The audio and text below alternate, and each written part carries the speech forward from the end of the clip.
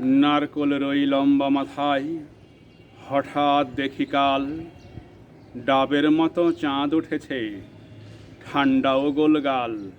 ছিটকিনিটা আস্তে খুলে পেরিয়ে গেলাম ঘর।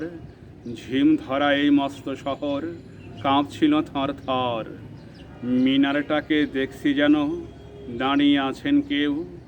পাথর ঘাটার গির্জাটা কি লাল পাথরে ঢেউ। দরগাতলা পার হয়ে যেই মোর ফিরেছি বাঁয়, কোত্থেকে এক উটকো পাহাড় ডাক দিল আয় আয়। পাহাড়টাকে হাত বুলিয়ে লাল দিঘির ওই পার এগিয়ে দেখি জোনাকিদের বসেছে দরবার। আমায় দেখে কলকলিয়ে দিঘির কালো জল বলল, এসো আমরা সবাই না ঘুমানোর দল।